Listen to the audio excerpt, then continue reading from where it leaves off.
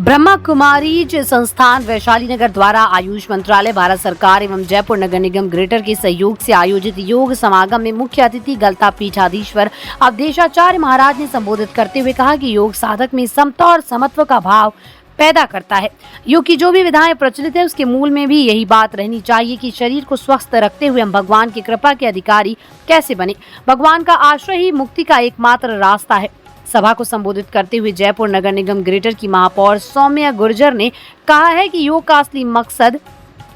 आपस में सबको जोड़ना, व्यक्तियों को ऊर्जा से, शहर से, स्वच्छता से, पर्यावरण से, बड़ों का सम्मान करने से हमें विकसित भारत बनने में योगदान के लिए जोड़ना। उन्होंने हर व्यक्ति को भारत मां के नाम एक वृक्ष लगाने का आह्वान किया। अमेक सिंह चौहान, संयोजक राजस्थान प्रदेश की रीड़ा भारती ने अभ्यास एवं वैराग्य पर प्रकाश डालते हुए कहा कि किसी विपरीत परिस्थिति में न विचलित होना है तथा न ही खुशी के पल में ज्यादा खुश होना है।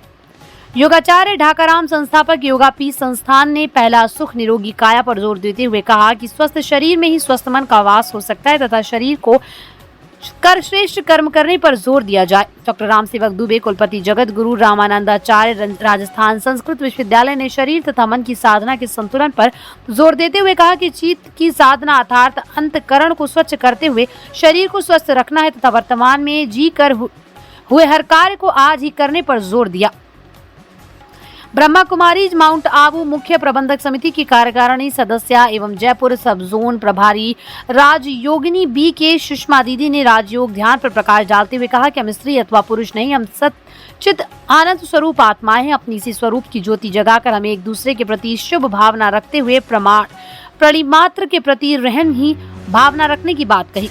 जयपुर योग समागम 2024 के संयोजक योगी मनीष विजयवर्गीय ने स्वागत उद्बोधन समागम में सम्मिलित संस्थानों का अभिनंदन करते हुए सभी से वर्ष पर्यंत लोग योग कार्यक्रम में सक्रियता से योगदान देने का आह्वान किया। ब्रह्मा कुमारी संस्था द्वारा योग के क्षेत्र में कार्य कर रही संस्थाएं यथा जयपुर नगर निगम ग्रेटर, रीड़ा भारती, पतंजलि योग समिति, अखिल विश्व गायत्री परिवार, Rajasthan art of living, Jagat Guru Ramanandacharya, Rajasthan Sanskrit university, Rajasthan university, Sanskrit university, national institute of Ayurveda, Indian योग एसोसिएशन, गीता परिवार, राजस्थान स्वास्थ्य योग परिषद, हार्टफुलनेस, दिव्य ज्योति जागृति संस्थान, योगापीठ संस्थान, योगस्थली योग society, Sonal memorial trust, Gurukul योग संस्थान, गादी योग and naturopathy institute, nursery park योग परिवार, सर्व मंगलाएं, सनातन धर्म फाउंडेशन, प्राकृतिक चिकित्सालय, संकल्प इंडिया हेल्थ एंड योग सोसाइटी,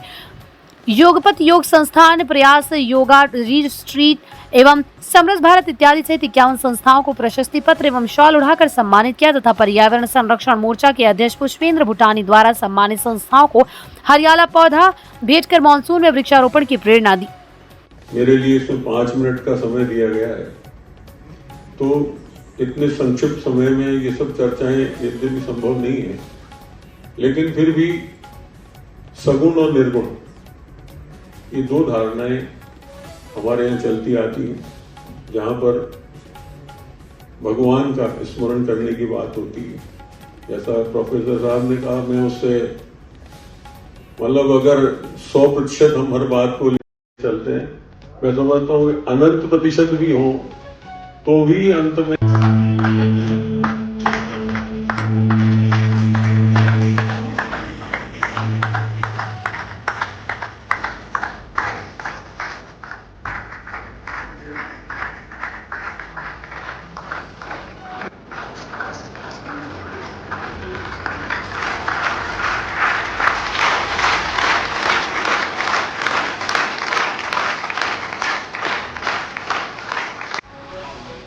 और उसके लिए